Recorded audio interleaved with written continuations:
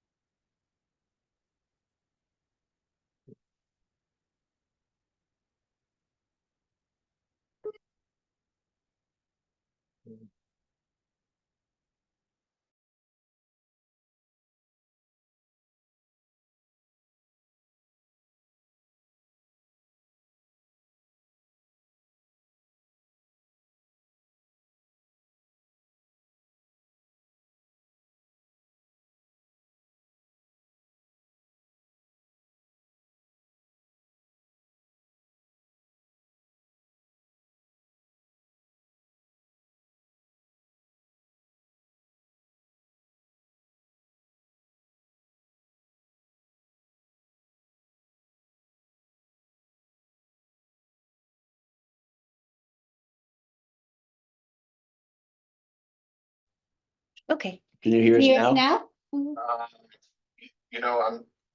Well, I can hear you on the, my Zoom meeting's on hold, so hold on one second. I'm gonna Sounds like he- mute the phone He's on the call phone. and then go back on Zoom. Hold on one second. Okay, can you hear us now? Can you hear us now? He's not still He's on mute. muted. Oh, you can, you You're can, muted. You're but you're muted now. muted. No, he Let just, me- he muted on purpose. You're muted. He did it on He's on mute. purpose, he said. Wait a second. There we go.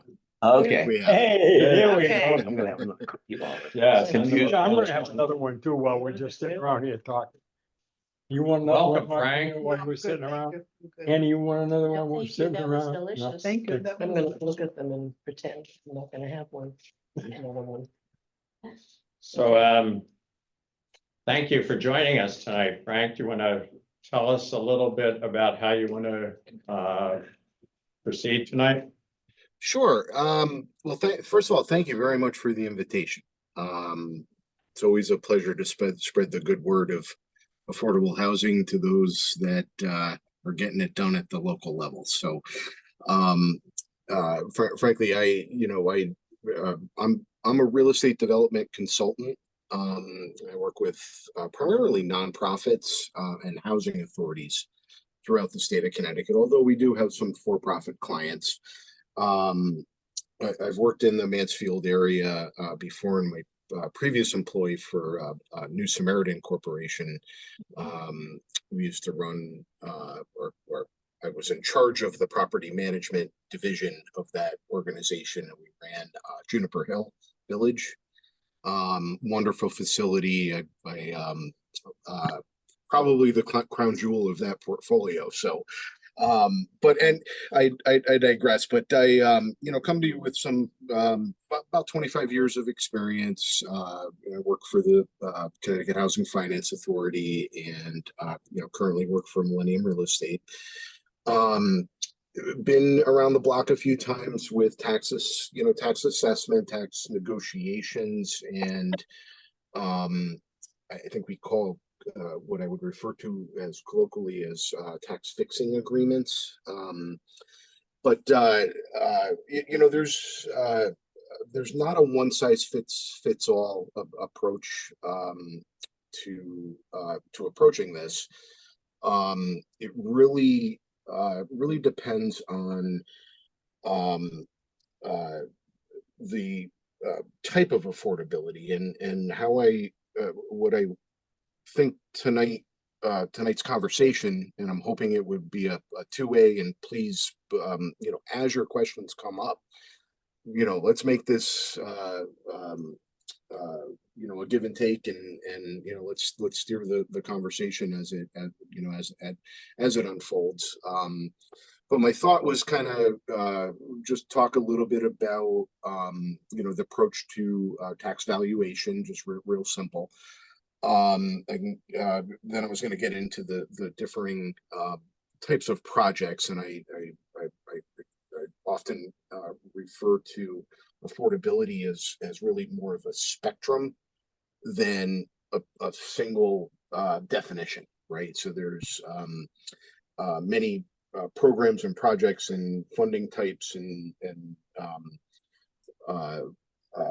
target market, frankly, that will dictate in part the approach to the tax abatement strategy, and then kind of get into you know, how those abatements might be applied on a practical level. You know, is it an adjustment to the valuation? Is it a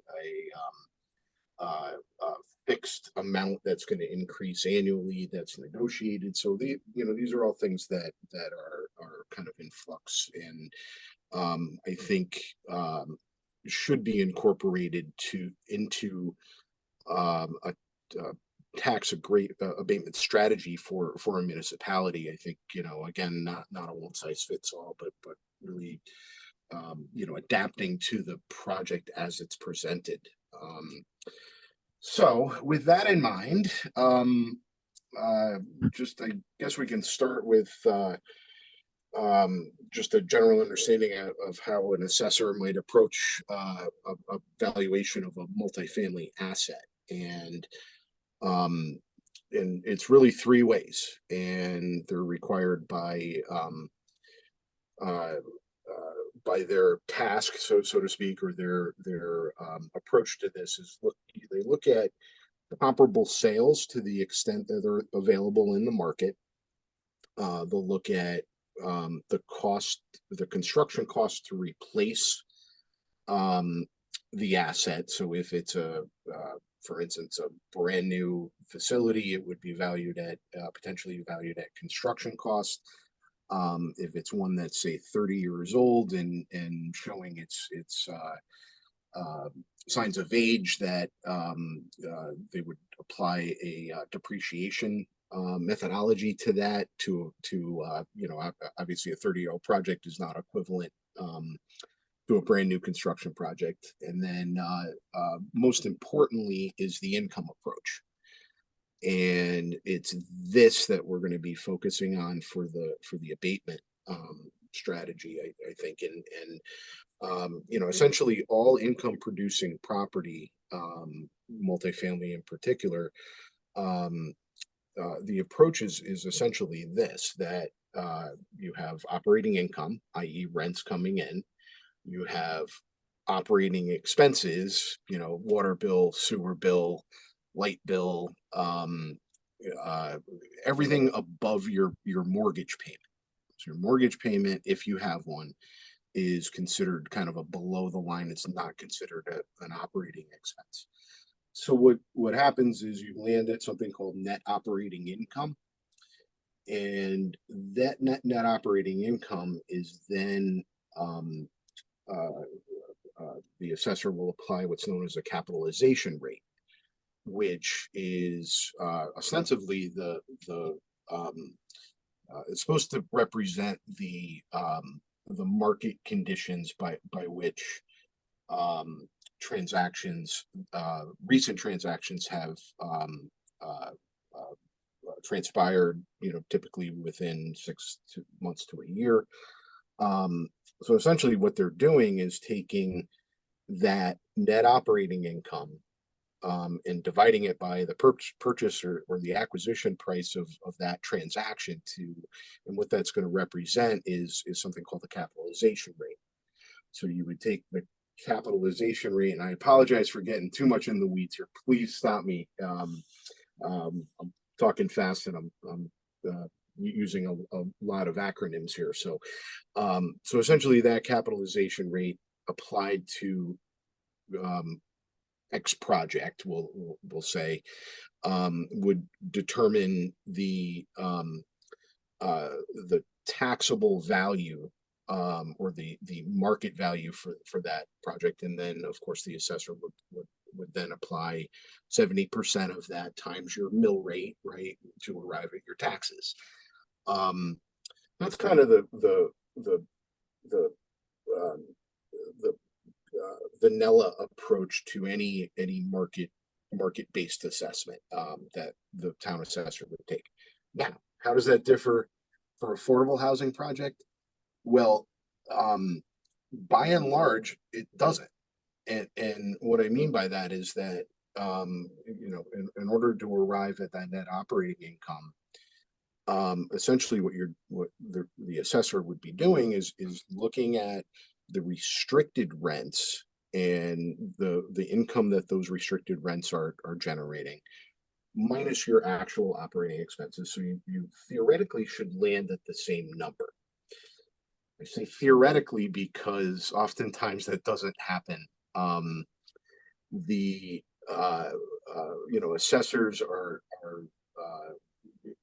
first and foremost, the task of assessment is usually outsourced to a third party, like Vision Appraisal or, well, Vision, I think is the most notable. And frankly, they, you know, they're paid by the number of assessments that they do. So they're really not interested in truly understanding the depths of the nuance of particularly of an affordable housing project. So what oftentimes happens when we're managing as the manager of about 2,000 units, you know, when the municipality does their revaluation by Connecticut state law once every 5 years, you know, we're constantly having to go back and challenge those assessments, and you know, having to then remind the reviewers, you know, if it's directly the assessor or review committee, that they're required to use the income approach by Connecticut state statute for affordable housing. So, you know, and they're forced to use that income approach and recognize the actual, you know, the actual income and not just an assumed market income. So we're oftentimes having to go back and even on the most basic of projects, having to go back and challenge valuations minimum once every 5 years, and it's an incredible waste of resources both for the municipality as well as the manager and owner of affordable housing. So what's the alternative? And what we're here to talk tonight is, you know, obviously the actual codifying in a very predictable manner. And I think that the word predictability is the most important word that you can use in describing a tax abatement. And that, you know, ultimately these projects are highly scrutinized. I don't know to what level you've involved yourself with any of the funders of affordable housing, but it's exhausting. I mean, they're really digging into the details, and you know, to the extent that you're using, say, the low-income housing tax credit program as a method to construct new projects, then you also have the tax credit syndicator / investor that is also scrutinizing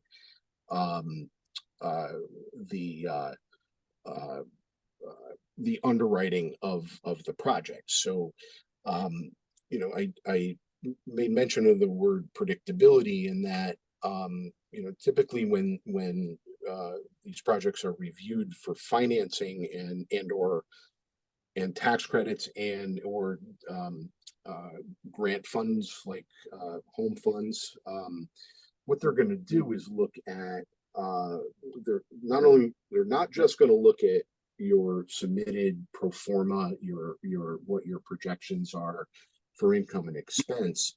They're gonna take that and they're gonna trend it out for minimum of 15 years. And that's where the predictability comes in, because what they're doing is essentially increasing your income from year one by 2% and your expenses by 3% over that 15-year period. Essentially what it's doing is stress testing the project for sustainability, and where if your tax abatement doesn't essentially follow in line with that 3%, if it's a phase in, sometimes there might be a 5-year abatement, or that abatement phases in every year, it goes up an increment. And so long as that increment is less than 3%, it's gonna match out. It's gonna trend out. But otherwise, that when they're looking at the underwriting, and there's not a predictable approach to taxation, which incidentally is aside from your mortgage debt, is your single largest expense on your operating budget. I see a hand. Yeah, I have a question, just because in the town of Mansfield, to my knowledge, we have two, well, I guess New Samaritan would be, but I know Halinko and I was just gonna- and Eagleville Green both have payment in lieu of taxes. So that's They're how in the we, pilot, yeah. the pilot, so So we, it's so, That's not an abatement though, right? no, No, it's no, not. but it doesn't, but there's. They're not charged. To the state, they're paid by the state. We're paid by the state. No, no, No? no, so because Eagleville Green was a nonprofit. And now this has changed because they have some for-profit money in there, but they would be tax exempt. And they came to the town and they said, hey, we realize that we should pay some taxes because we know that we're collecting rent and that our services and our residents use town services. So Halinko, they pay $250 per unit per year, which is Wow. substantially lower. And they have I just asked the director of the Housing Authority to send me the one for the new development, and it's similar. So they're paying a much reduced tax. Okay, so I wanted to ask about that, Frank. Yep. So, through the years, I've helped develop a lot of housing, mostly for people with, not only for people with mental illness, but also through some nonprofits. And these were all 501c3s. Mhm.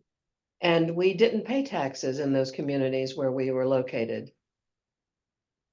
I probably New Samaritan. I wonder if So I was under the impression if you're a 501c3 and you own property and you're using it for the purposes that would fall under your 501c3 status, that you're not required to pay property tax.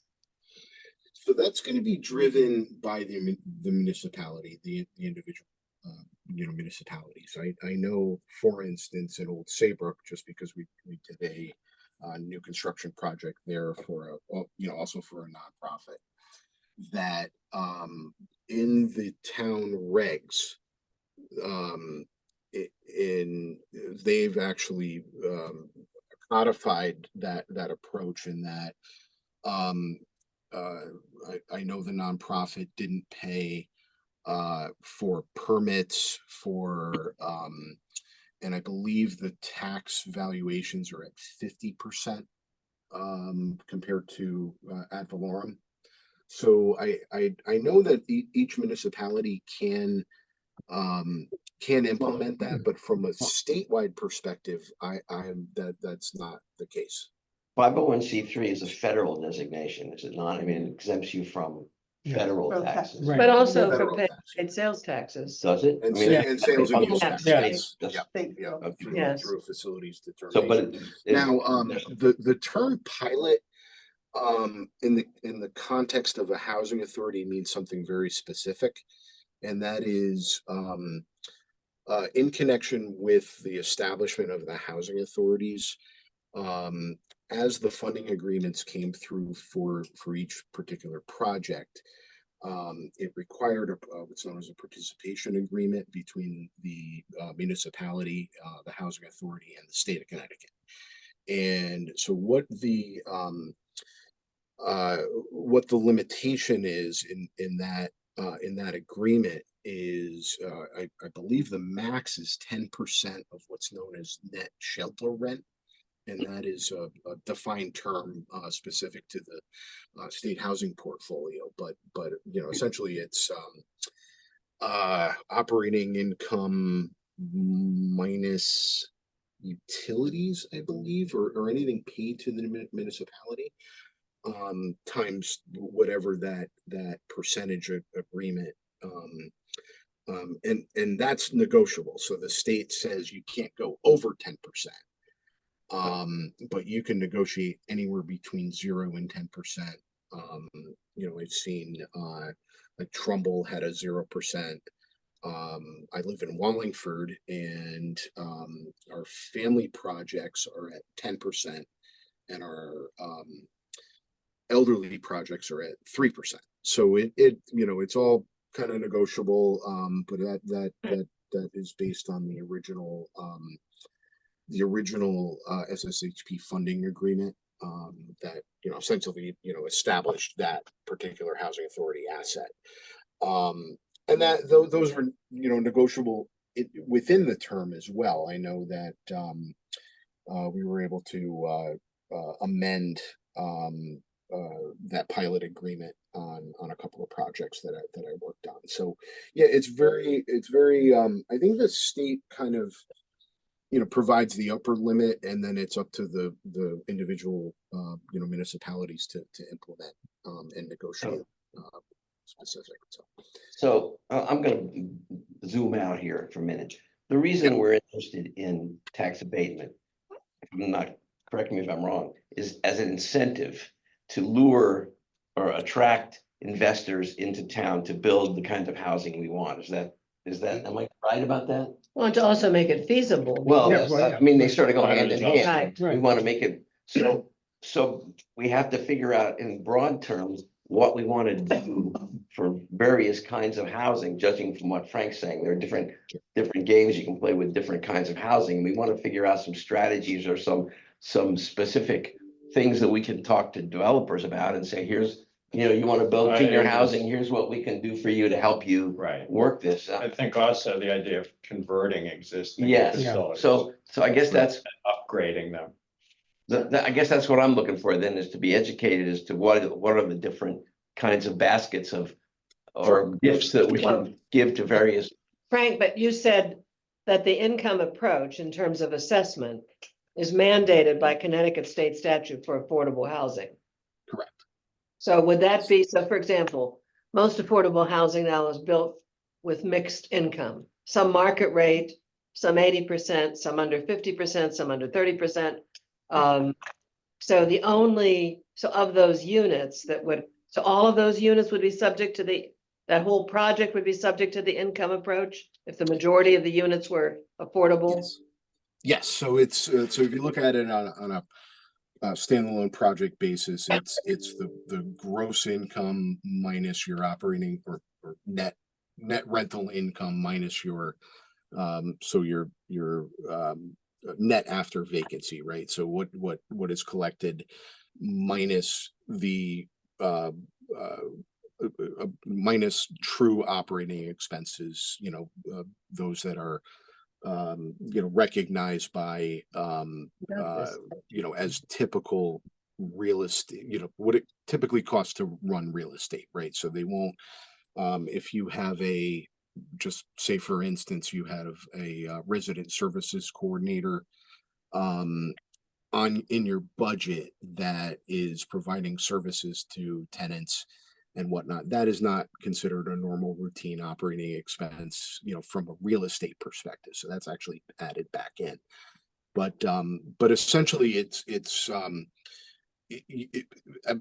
Absolutely correct that, the income is the income is the income. If those are deed restricted income, what that says is, to the assessor is that, you're not just gonna take, a typical, income for a one bedroom in the town of Mansfield at market rate and use that as your income, assumed income and your assumed expenses. Right, This just codifies that and said, no, you have to use the true rent roll and that's that's the limitation. Then so there's I mentioned that there's sort of a spectrum, right? So you have, on the one side, you have projects that have absolutely no net operating income.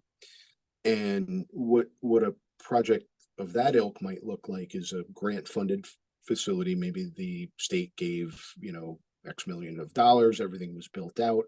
The state says, well, in order to keep rents low, we're not going to have you amortize that mortgage. We're going to treat this as a grant, right? So consequently, without any tenant-based subsidy, to subsidize the rent to the tenant, the grant approach is going to provide the least cost, if you will, to the tenant, right? Because you're stripping out all of, there's no net operating income, there's no ability to support debt, there's no cash flow to do that. On the other side, you have a project that it can leverage debt because they have a sufficient and appropriate net operating income, i.e. income, expenses, and then you have this ability to service your debt with what's left over. So in those cases, then you have to look at a couple of different things. One is there a subsidy that subsidizes the rent on behalf of the tenant? So that's different than trying to keep the rents low because we're giving you grant money. It's,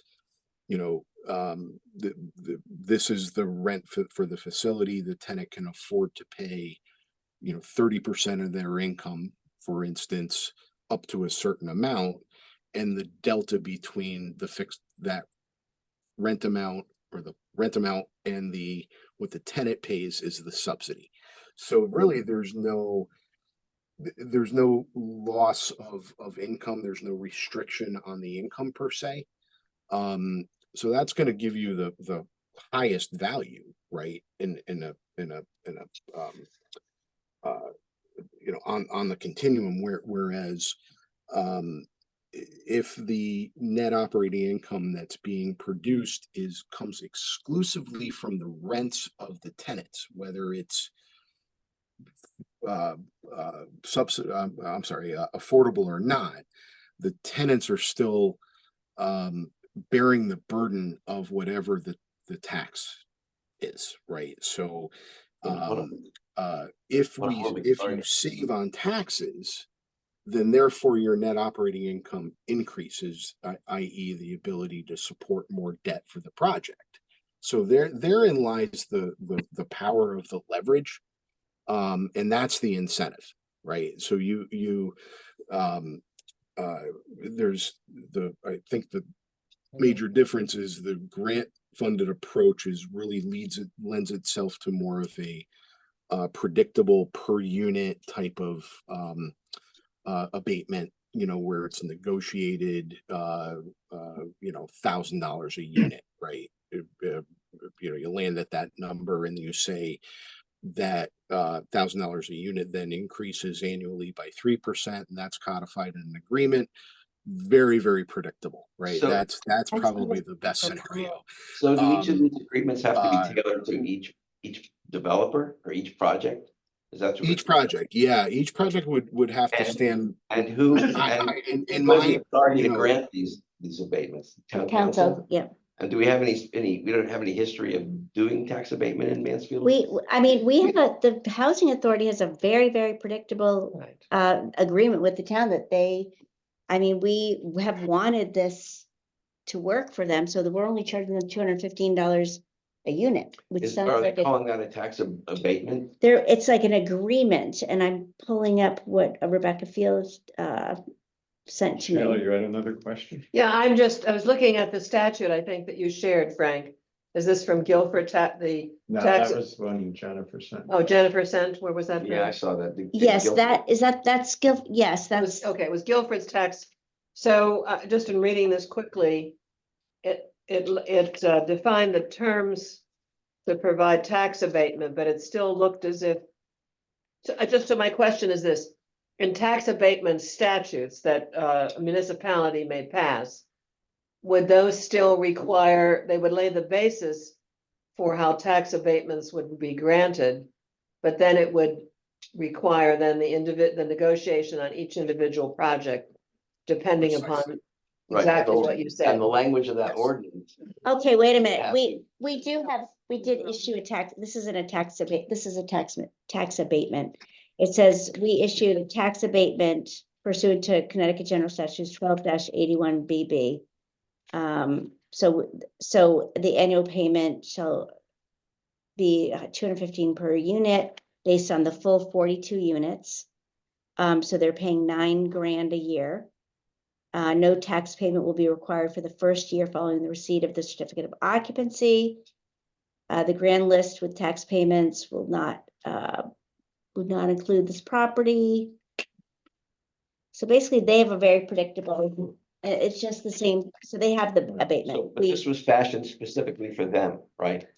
Yeah, but anytime like, for example, the Guilford one, it's for a nonprofit. Right. So anytime a nonprofit comes in, it's probably gonna have to be fashioned. Well, for them. I guess I'm trying to get my head around what we can do as a committee to facilitate or I think, encourage the town to look in this direction when it's working on, I think what we should, I think when it's what, working on got a Right. project in its sights and it wants to help it so that along. it isn't project by project.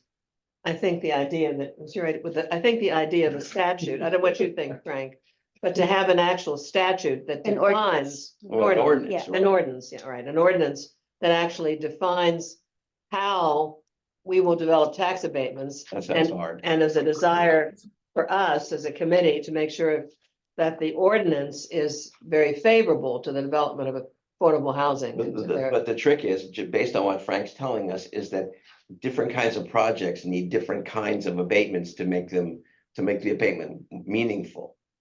And so we have to craft an ordinance that kind of works generally. We have to have some kind of a The one flexible from system in Guilford is there. pretty general. Maybe that just gives someone the authority to negotiate. I don't know. It's pretty, there's not a lot of detail there. Yeah, so if I can come at it from a developer perspective, right? So if we're looking at a project, right? We're considering Mansfield, a particular site in Mansfield,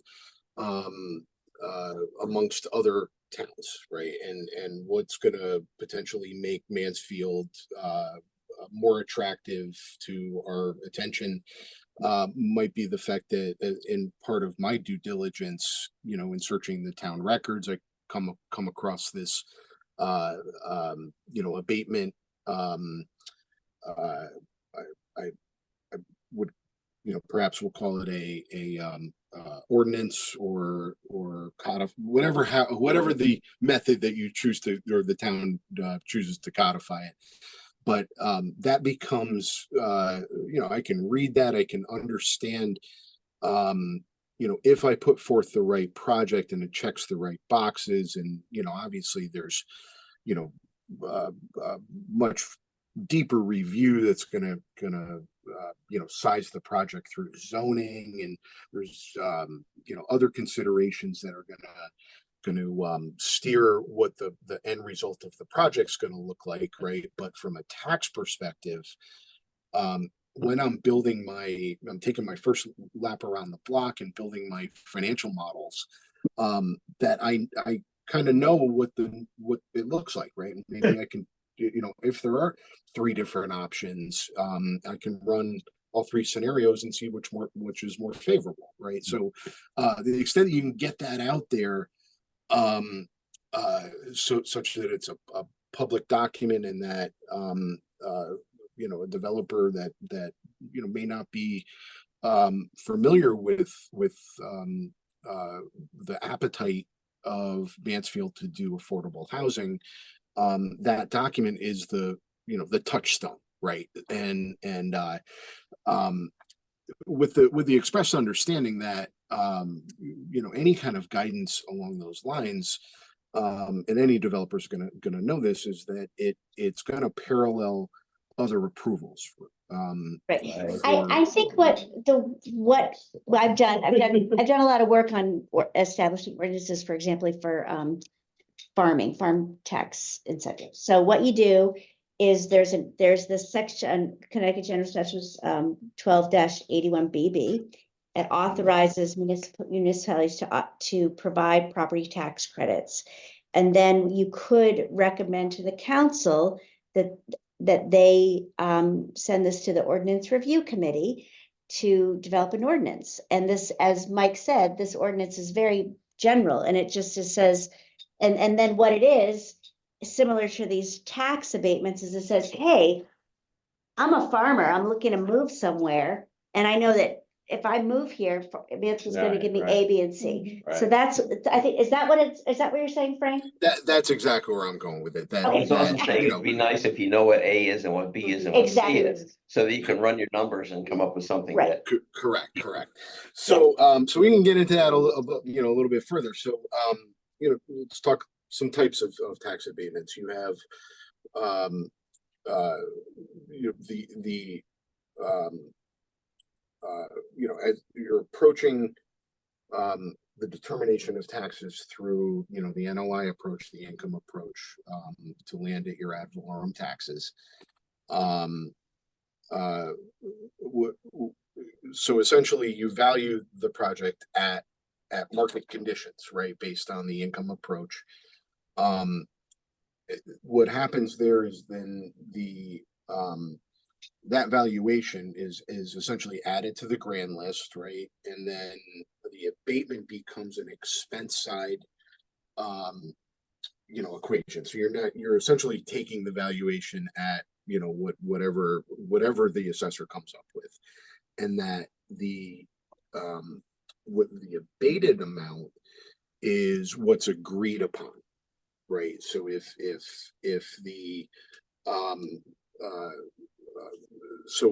in a ad valorem approach, in a, you know, that once every 5 years the project's going to be revaled, and that whatever the abated amount, if it's a percentage, if it's a fixed dollar amount, if it's a per unit fixed dollar amount or something along those lines, essentially it's, you know, we're going to value it at X, and this is, you know, this is the standard approach, and then, you know, the the offsetting non-cash expense is essentially the abatement. There's, you know, what there's, as I mentioned with Old Saybrook, what they did is, they decided to take that valuation and then apply the 50% to that valuation. So that means the grand list is not a higher number and with an offsetting expense. They just simply take that ad valorem number, and in the case of Old Saybrook, it was half that number. So the grand list is only half of what it should have been, right? So that's an example of an income side adjustment versus an expense side adjustment. You know, a tax fixing approach might look like, what was mentioned about the housing authority. So it's a negotiated per unit, and that, you know, how would you arrive at that with, perhaps the, um, uh,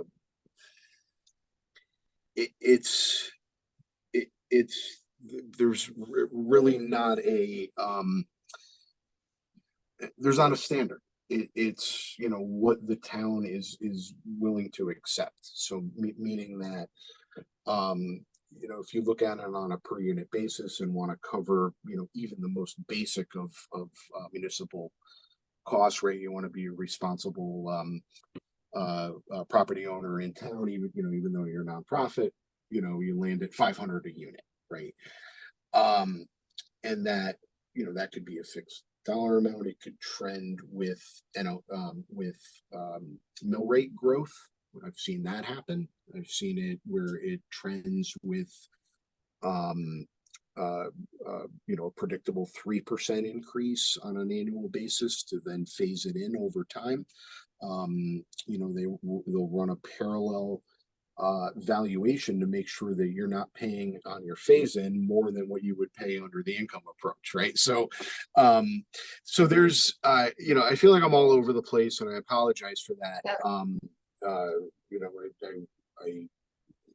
I really was looking more conceptual. You know, we can drill down to some specifics and examples, but Frank, can I ask you, are you aware of any other towns that actually have statutes that we could look at and or any policy paper ordinances, I always call, yeah, ordinances, worked in the state legislature long, but any ordinances other towns that have it also, or any policy papers that, you know, particular professional groups may have written about these types of tax abatements? That's exactly who I would go to. I'd look to the Partnership for Strong Communities whom we work with. I asked them and They don't they have a model They ordinance. didn't, no, they did not have They information. didn't have any, okay. Yeah, I'm not sure Connecticut who, Conference of Municipalities? I was just gonna say that I have a contact in the South, or the New Haven chapter that I've been working closely with. Yeah, I'm just curious. You make a really good point. I'm wondering if someone has taken the time to kind of aggregate all these 169 towns in Connecticut and kind of synthesize that information. So that's offhand, I don't know, and I'm hoping someone does, because that would be a really I think we powerful. could research that. Yeah, maybe I could ask the Department of Housing, Michael. I was just gonna say, who do you have a contact? Well, Michael there? Santora, I was thinking. Santoro, okay, yeah, Mike's the guy. Okay, this has been, good. Any questions? Any other questions for Frank? Not a fan, but Oh. I get the main idea now, I is wanna- we have to be careful about. So Frank, you're involved with lots of nonprofits. Do you know that Mansfield has a housing trust fund? And we have over $5 million in that housing trust fund now? You know, having done a little bit of research in preparation for this meeting, I was really excited to hear that. So That let is all very, those very nonprofits know forward that it's, thinking. Yep. that this is a friendly environment for people that are, those nonprofits that are looking to develop affordable housing, Yeah. especially. All we need is a place for them to put it. Well, we'll find places, but except, you know, particularly we're concerned about people in the lower income ranges and age restricted housing. So Right. if you know any developers who are seeking information, Good, Send them our way. yeah. good. Be So, happy to spread the good word. You've done great work in this town. From what I've Frank, seen. that was very helpful. So thank you very much for, Yeah, you're quite welcome. You know, Actually, again, I felt like I was kind of all over the place and no, but it's good to get the balance between the big picture and the details. Yeah, no, it's great. Yes. This is If we don't realize the details, we'll go stumbling into something Awesome. without understanding that we have to deal with these things. So Frank's I'll gonna leave be you with a this resource going parting forward. thought is, are you familiar with tax increment financing? Yeah, a little bit. Yeah.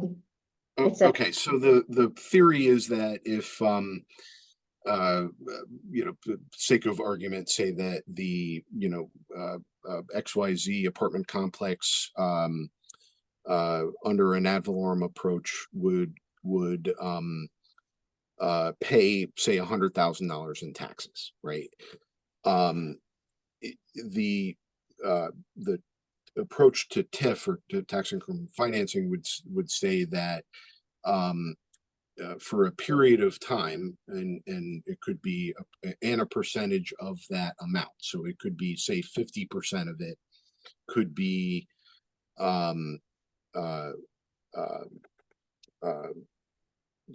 leverage, so to speak, to then pay the town back for a front-loaded incentive that can be used for the capital stack of building the new project, right? So if sort of simple math, the ad valorem's 100,000, say it's cut to 50,000, that 50,000 savings over 5 years, or 10 years rather, is $500,000. The town says, we're gonna, in lieu of receiving those taxes, we're just gonna pay ourselves back for the $500,000 we're giving you as the incentive. So that's where really I'm oversimplifying it, obviously, but it's kind of Yeah.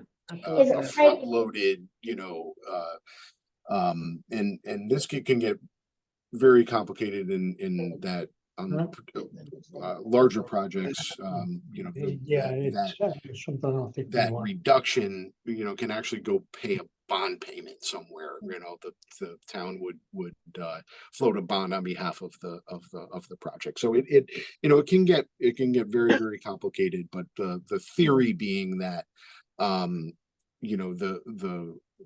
what you're saving in taxes increases the NOI, thereby giving you the ability to put more towards the capital stack, the build out costs, so it's really the purpose of the abatement. Is it to reduce your operating expenses, or is it to provide leverage for the capital stack? That's really the two paths, if I were to summarize it and leave you with those thoughts. Okay, thank you. Thank you. Thank you, All right. Frank. Thank you, Frank. You're Thank you quite so Thank welcome. you, Frank. Merry Christmas too. Yeah. Yeah, happy holidays. Happy holidays. And, Thank you all. I appreciate the invitation tonight. Thank you. So Paul. You Can said I you- just, Go ahead, just, here are my Last thoughts day, yeah, for next steps. Yes.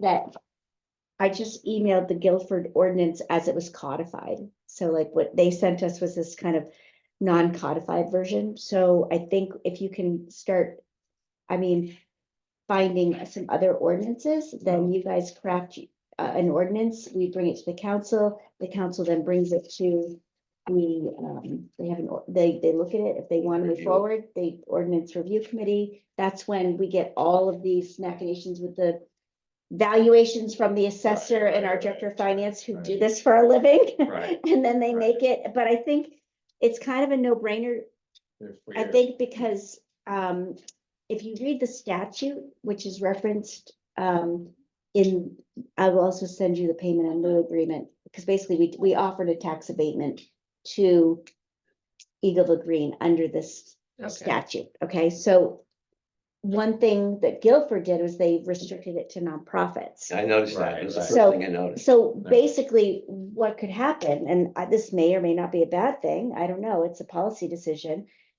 that the affordable units at the Standard and at 497 Middle Turnpike and the villages, they could, per the statute, they could, I want to restrict that. I well- already made a note to myself about so, that. but that's a policy decision, Right. right? So that's something Well, you could and- recommend. And at this point, our committee is gonna fundamentally be in the position of recommending to the council that they adopt an ordinance Right. that allows tax abatements. And to the extent that we can refine that even more, that's what we want. to We try to do. advertised. Yeah, and then when the town council does it, then we say, now we've got this tax abatement potential for developers. Come and see us and we'll talk about Right. what kind of And abatement we can they give can you. work out. the Jennifer, Yes. can you go to the Connecticut Conference of Municipalities and Well, make a request? I almost think you make this really simple for yourself. Yeah, You just say, look, we know that the town has instituted tax abatements for affordable housing, AKA Eagleville Green. We know that, and you did that under Connecticut General Statutes 12-81 BB. We know, we feel as the Affordable Housing Committee that this should be an ordinance and codified. And we're suggesting that this is an example, if you like the Guilford ordinance, you can start there. Take their temperature, see if that's something they want to do, then you do a little bit more. I was gonna Saying this suggest to we- who, the town council? Yeah, Yeah, so that comes from me. It's again, it's that agenda item summary Right, where right, you go and you are like the Affordable Housing Committee is encouraging the council to do this. I think we ought to look at a few different tax abatement ordinances from a few different municipalities. And then we Yeah. can have an idea of what Yeah. we could we like this one because it does this or that, you know. I think, Can I ask a question?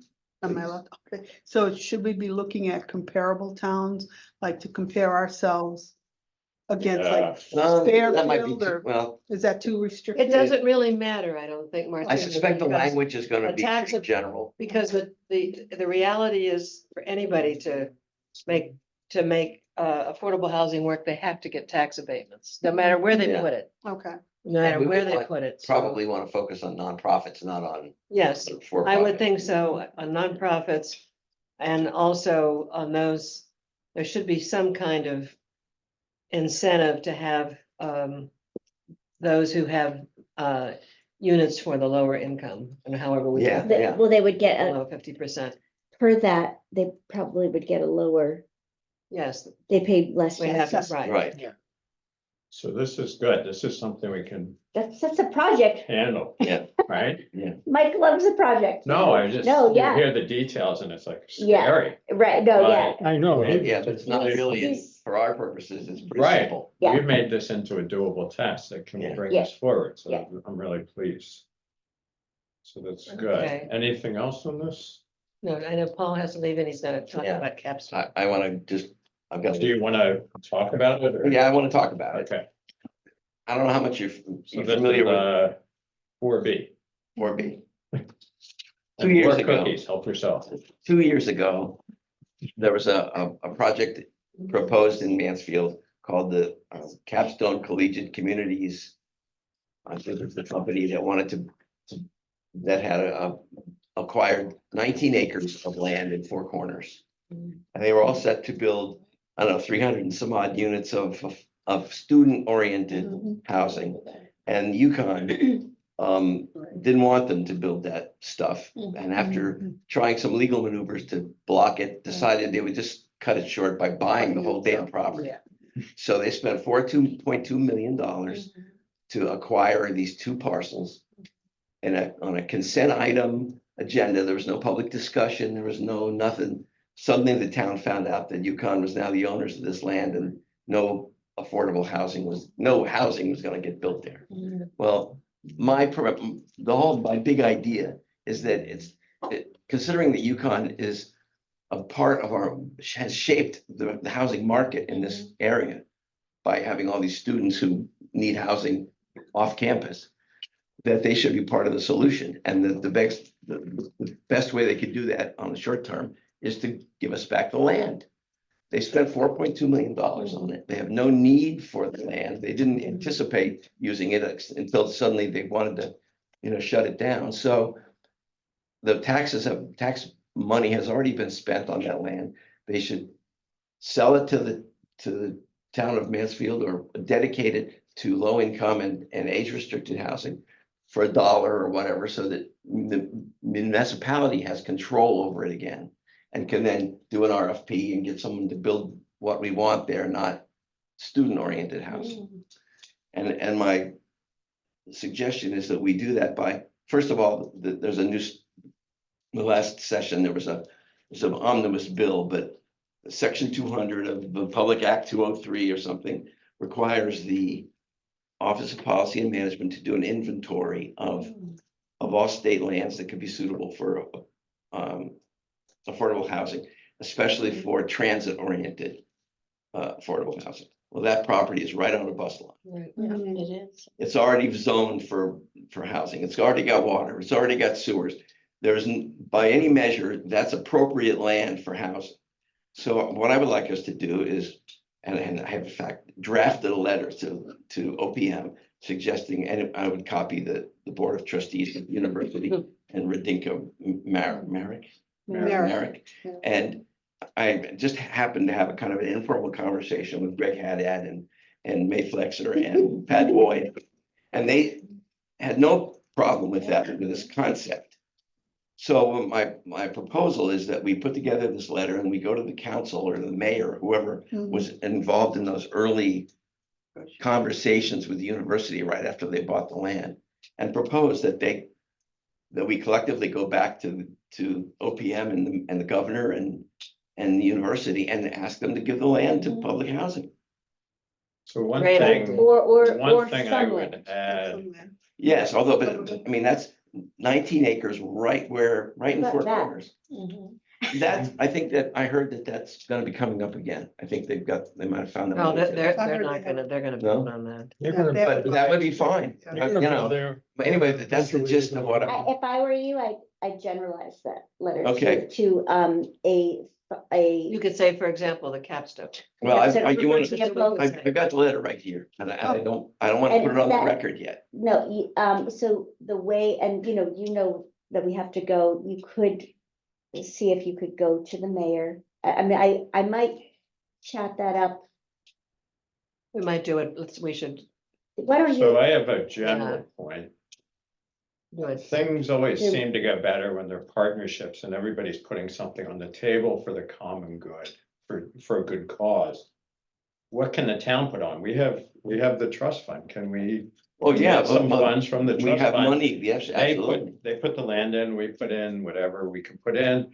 Or, if we can get this tax abatement, Well, yeah, I mean, the first Well, step is there's a we lot have to have the land. right? And then once but I they think promise at us least the land, we could say, yeah, Then we we use our, can say, we we're can use our good, fund to do the it. town is doing this. Oh, the We're asking you to university do is- this. I actually want to cast Well, the they really university as being a kind of a leader in this housing thing. I mean, it's the Yeah. governor's, We should Yeah. talk informally with. that's what I'm thinking. We So should the talk other to the mayor. question is, could that include some sort of housing? I for wonder if you low-income want me to students? just chat this up with the manager first. Yeah. And then Yes. like take it that way. It's up to you guys, but I'm happy to Yeah. do that. But I almost I think. think we need guidance on this, but I think. Yeah. Yeah, some because politicking there are involved. definitely some conversations that, happen with, Yeah. so, but, yeah. Could we include housing for low-income students?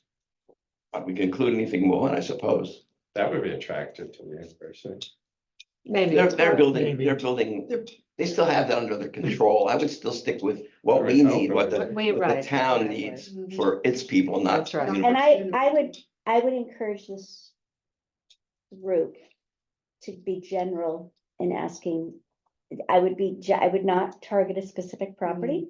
I would say that you would like a property that's walkable, that's close to services, That's 19 acres. that has as to, It has 19 acres. well, That would be better. But Actually, they're not. There you going go. to. They're not gonna give that They're up. gonna. what makes you think they'll give up Capstone? And guilt, I think, because they know after they took the land, This was such bad, the mayor went and others went to them and made them feel so guilty and so So, awful and the that state legislature. they backed was- away from. No, I Chopping them know, off. yeah. So that's why, that's what I'm thinking. They can clean the slate with this. Yeah, so I'm sensing a lot of positive vibes I- here, I and gotta I'm run. also sensing that we need to take a step forward with some help here. Yeah, we What's need to that- talk to more what's people this- about that- this.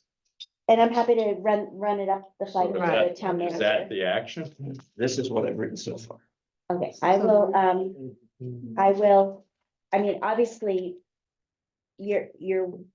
Any communication that comes from the Mansfield, that there's Affordable Housing Company has to really. The committee has to encourage the council to draft a letter. Yes, and that's what this is. It's Yeah. just an idea for some things they could maybe say. Yeah. And who they could say it to. Yeah. I gotta go. Thank you, Paul. You're welcome. Well, have a Merry Christmas. I would, Yeah. Very quick, Wonderful- about the wonderful holiday. January 7 meeting, which is gonna be a the other thing. right? Okay, mark your calendar for January 4th, Thursday, January 4th. Okay. That's that's this one. So- No, That's No, the that's big next workshop. well, that's It's a workshop. on here. That's a workshop. Yeah, Oh, we'll it's talk on about that. Okay, soon. all right, okay. It's in the new business. Okay, moving along. Everybody happy? Mm. Anyone need another cookie? Oh, yourself. Otherwise, they're going home with me, which is bad. We're Oh, C, Here, give this is something that Gina him brought to up Jennifer. last I'll bring passage, another one up for my- last meeting was, having an inventory of resources for this committee. This was a great idea. The draft inventory list. Is that what Yeah. you're talking about? That was just a draft that Paul and I sort of threw together for this meeting, but before this meeting, Paul and I met with Jennifer, and she showed us everything that's on their system. And it's amazing. I mean, you can pull up maps with all the zoning, you can pull up all the maps with all the sewer lines, all the. And so to put this on a piece of paper would be really infeasible to Okay, print this out and do this because it's all there online and the amount of information is staggering. So what this committee needs to know is that information is there for our use. even the undeveloped parcels of land? Yeah, everything, yeah. Everything that has to I do mean, with this town. I worked on open space preservation for 20 years, so I'm pretty much have a good handle on the undeveloped parcels, and it's very easy to kind of look at our mapping and see them by just turning the aerial photo on. So on a project, we're sitting here, we should be able to bring that information up and look at it. Yes. Or, Yeah. but I think the idea of saying, okay, let's print it all out now and give it to the committee is not feasible because there's gigabytes or Right. terabytes of it. But if we're looking at a project and say, we need to know this or that, we can pull it up here, or we could pull it up before a meeting and have it available. Do we know if the town facilities committee is, we've asked them to look at the feasibility of the schools and any other town-owned parcels for potential affordable housing? Yeah. Are they actually looking at that? They're looking at, future uses, and I know that that's a priority for the town, so like, is housing a good use for this parcel of land, but, I don't know that they've gotten quite that far. So, But you certainly could do their communication to the manager, Well, I'd like I mean- specific, because I just read the town report on the facilities report, and I didn't say anything about housing, so which yeah, report, it was in the town newsletter that just came out. yeah, So Michael, I think maybe if we just, so what I was gonna say, the action here could be. If any committee member needs a piece of information that Paul and I can retrieve.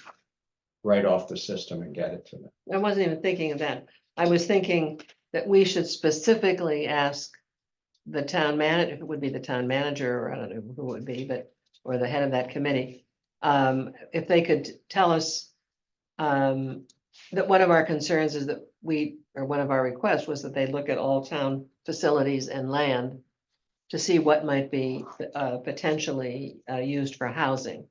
And we'd like to know how they're going about that and what information they might have to share with us. I think certainly you could, So we would send that to facilities.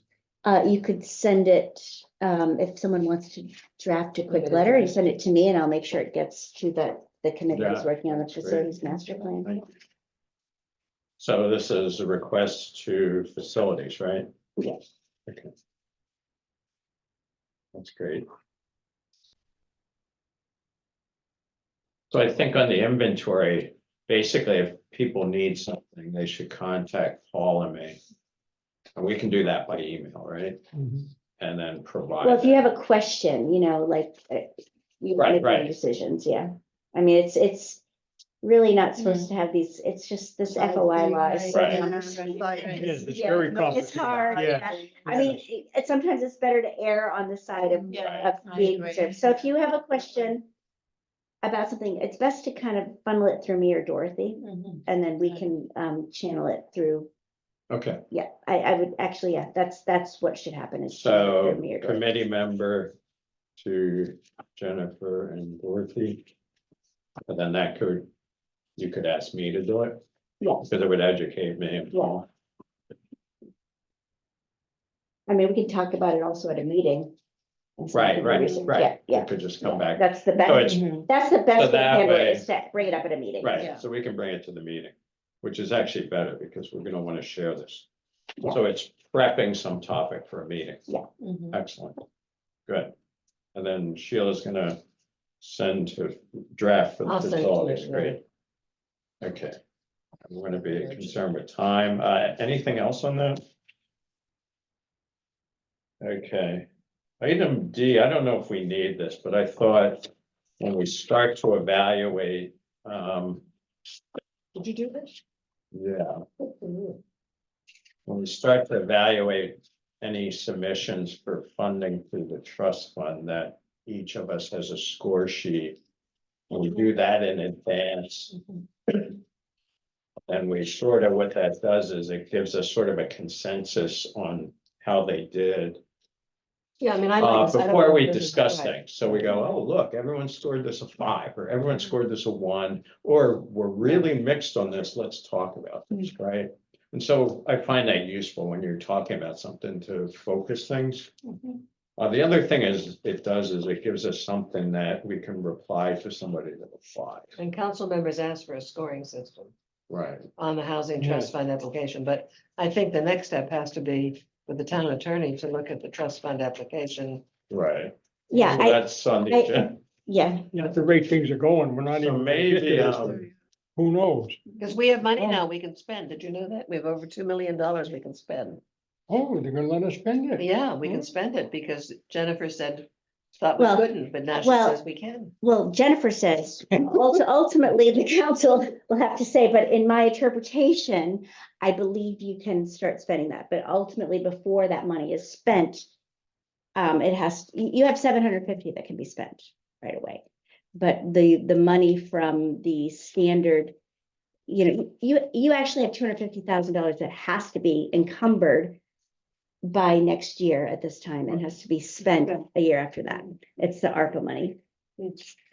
Well, okay, so maybe you could outline exactly step by step how much that is, but I think that we have to have a process in place.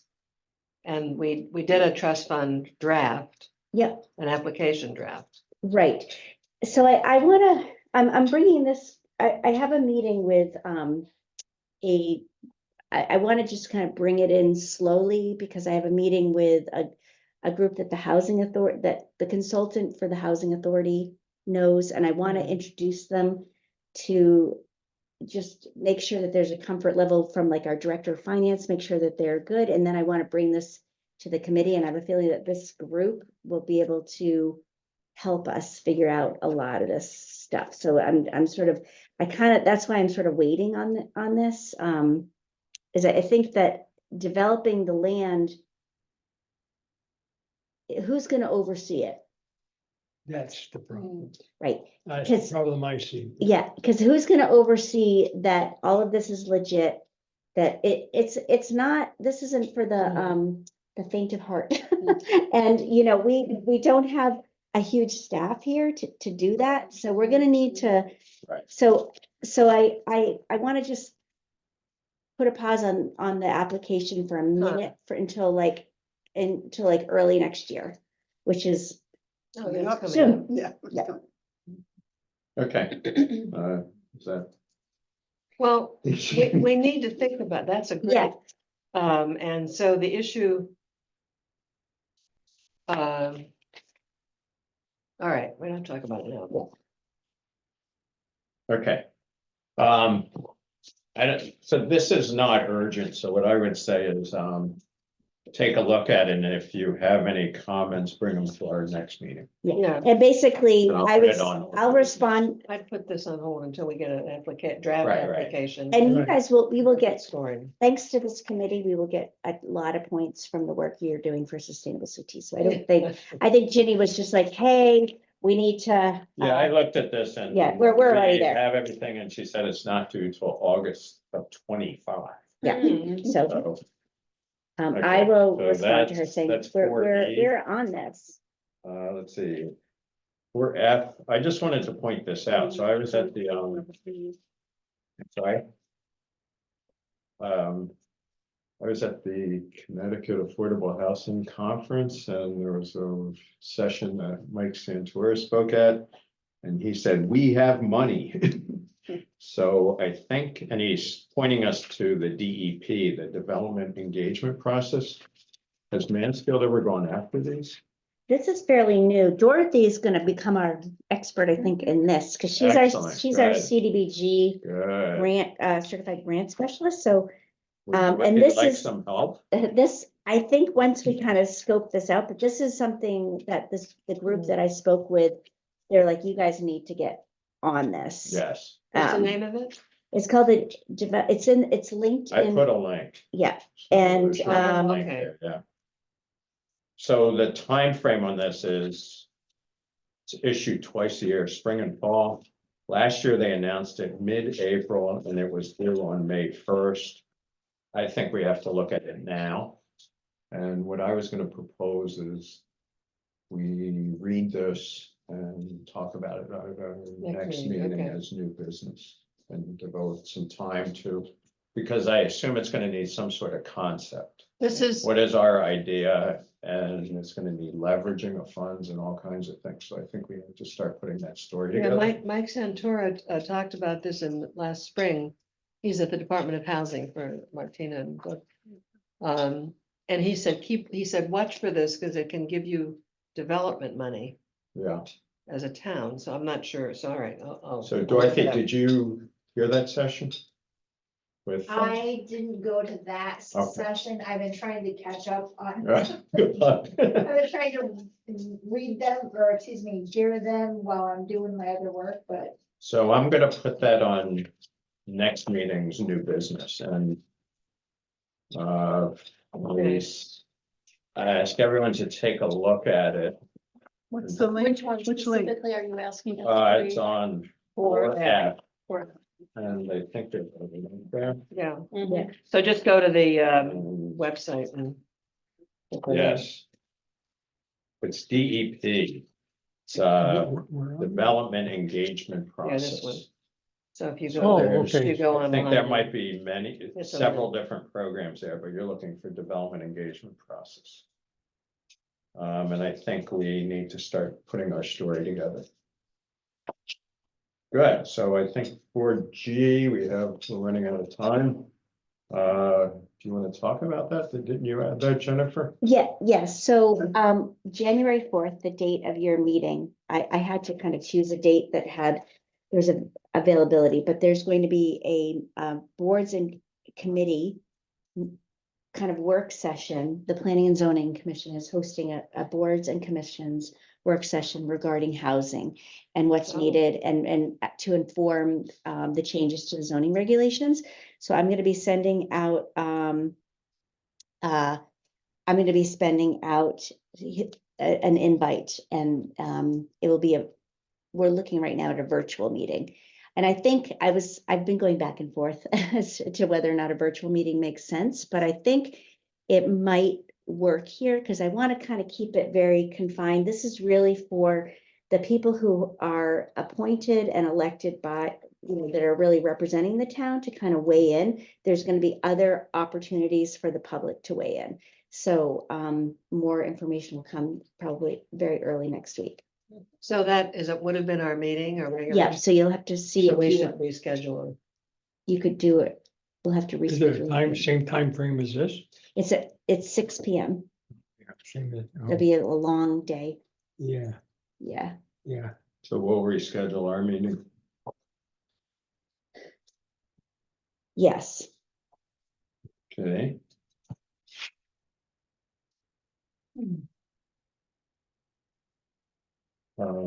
Anything else on that? Sorry for rushing. I just want to be No, respectful of people's time. Let's see, old business, town council presentation was awesome, and the feedback was incredible. So thank you. I was so sad to miss that. You but think it went okay? I thought it went great. Yeah, I thought you guys did a really, really good job. I thought the feedback good. was really good. Any follow-up to that? No, I know. I mean, in there's- the motion and everything that followed, with adopting of priorities, that was really great. so tomorrow, Monday night, the council is having a work session to set their goals for the next 2 years. And I'm sure this is gonna come up as a goal. I would think. I'm not sure, but I think, I can't imagine that with all of the talk about the need for Mhm. affordable housing and the need for different housing choices in Mansfield and all the work all the development that's happening, people aren't gonna raise that to the top of the list, but I could be wrong. And it's nice that it was cross parties. There was no. Oh, yeah. Yeah, no, it was great. You know, you go to Mansfield and I think people want affordable housing. Yeah. I mean, you go to these other conferences and people just they're like, oh, no one wants it. And it's not that way here. I've never, who knows what's gonna happen, but I really feel like that we have a very, very supportive town. Yeah. Wasn't always like that. Right. So this was something that was brought up at the last meeting, which I didn't follow. Will brought this up and you talked to it, Jennifer, was age restricting units. You were talking about 15% of 15%. I think you brought it up through So the this council. could on be part of Aging. the zoning conversation. Yeah. I didn't follow that conversation. okay. I apologize, Well, but I mean- Jennifer, you were all over No, it, and I no, Will thought, has is there any follow-up? I mean, actually, all we're after is just, if you're gonna build 100 units, Mm. okay, you gotta have 15%, Right, which is 15 units. right. So we want 15% of that 15%, which comes out to about 2.5 units. Give us a couple of That's it. units. Yeah. I mean, it's very Just simple. give us a couple of units. I mean, it's, I mean, it's not complicated. Yeah, So that exponentially, there'll be more units. Like Exactly. 2, 4, 6, Yeah, 8, 10. right, yeah. yeah. And summer will be dedicated for age restricted. But And I then mean, you're nobody talking seems about to any understand. housing. Huh? You're talking, yeah, any housing. I'm talking about any housing that is being But built. we talked about this committee prioritizing age restricted housing, like this first Oh, year. yeah. Well, we but he did. was talking about places like the Standard and other places. Right, right. Okay, I mean, I understand the standard and all the rest of these, that's the student housing and how many old people would want to go living in, Right. okay.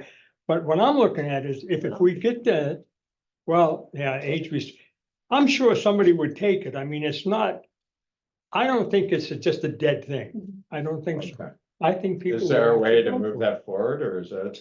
Because when we're updating the zoning regulations, Okay. that would be like, Just- we're gonna increase the fee in lieu. I mean, I think it's Just- that's gonna yeah. happen, but I think then it's introducing that, saying, Okay. what could you possibly do 15 of 15? I Yeah, mean, well, what- yeah, The Commission on Aging, on our last meeting, we authorized a letter to go to zoning and to go to the town council requesting just what we spoke of, 15 to 15. so then, That letter is going out. okay, who's gonna send that to me? Who's that sending? I don't think anybody's sending it. I could send you a copy. Cause that needs to go in, who are they sending it to? Paul Aho? They're just sending it to Paul, Paul Aho Aho. and the town council. I would send it to Ryan and to me, and we'll include it in the packet. Was Ryan on there? I don't remember if Ryan was on the list or not. Or, if you send it to Ryan and ask him to send it to the mayor. And then I will make sure that it's up on the, This committee should get it. Yeah, I'd like to see it. And then- Okay. All and right, then I'll send do- it to me, I'll send it to. and I'll make sure that it's on, I'll send it to all of you. Yeah. Okay, Excellent. okay, so, yeah. and maybe we can get a hold So- of, what's her name? Laura, and have her send it to, Okay. because she's the secretary, I guess.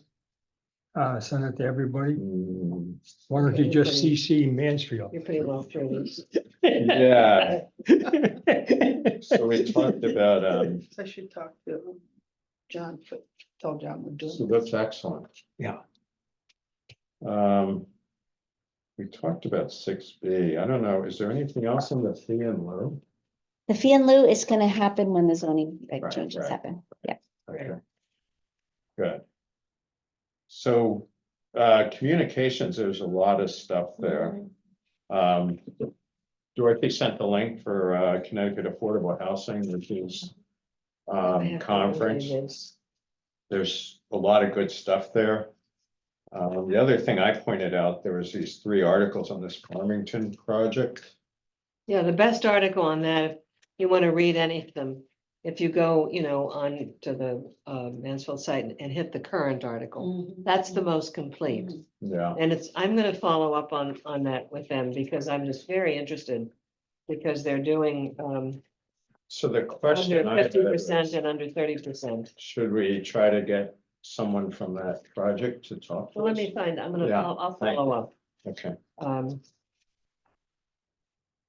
so if, you can tell I'm almost done with all my housing stuff. I know, and it's great. Let's see, any of those I highlighted, yeah, I think that was it, but a lot of news now. Oh, there's a lot of affordable noise on housing. affordable housing, man. I know Yeah. a lot of news. So we need to Every set day. another date for the meeting. Yes, It's all over the United States. It's not just here, it's everywhere. so, do we want to stick with Thursday?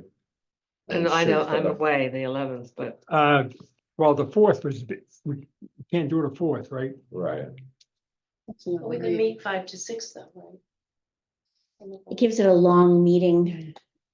It gives you a long meeting, a long night. Rather have that, I think, than, I don't know. another Let's night. see what other options we have. Any Monday's usually good for me, so it doesn't really, I'm sorry, any Monday is good for me, whatever you guys decide would. can I send a survey to schedule? A this? doodle, A so can you doodle? do a doodle? Let's, Dorothy, could you do that? Just so that we're doing, I think Right. that's the most efficient way to Yeah, schedule that'd be with great. several possible dates and send it and see which. Well, why don't you clear your schedule with Dorothy and give her some dates? Yeah, yeah. Okay. Okay. So Thursday works for you or Monday? Monday work, any Monday works for me. Okay, Mondays are- Actually, any Thursday works Thursday for me. Thursday, I can't, I mean, Monday, I have meetings. like No, every- okay. On the days I don't have meetings. No, any Thursday. I don't know why I So said we'll Monday. make it pretty general and just have people fill it out and see what we hit. Okay, I mean, you may have to check a bunch of boxes. How but about the that's- Thursday, the 18th? Mhm. Thursday, the 18th? That's fine for me. Let's try that. Let's Okay. try that. And the only one that's missing Yeah, are Paul yeah, and that's Gina. good. Mhm. Okay. Same time. We don't need doodle. Okay, so we we can- gotta check up on Gina. Dorothy, would you check with them and then we'll be, I'm good. Okay, anything else? Let's see, future meetings, we just did that. Agenda items, do people have, one thing I'm proposing is that we look at that state program and talk about that at the next meeting, the The OPM? DEP program. Oh, the DEP, yeah. Development Development engagement. Program and start talking about what kind of application we would put together and what kind of things we would include as new business, and I think that would take a fair amount of time. Anything else that people want to see? The next meeting? I think we're gonna have a fair amount of old business from tonight. Yeah. just the So, ordinance, the tax letter. abatement ordinance, the inventory is in good shape, the capstone is probably gonna be on there. Do we want to get a speaker, someone from the Farmington? Well, let me see, I can't do it probably Yeah. next week, but I'll, Yeah, just let me know. We have let me time. get, Good. let's see. Put it in my calendar here to make sure I do it. I have one more motion tonight. Will eats another cookie. no. Will ain't gonna eat no more cookies. And you take one home with you. No, Will ain't taking any home. Okay, we're only 5 minutes over, so I'm gonna You did a good job. There's- This is a full night. Adjourn. Full agenda. adjourn. Yeah.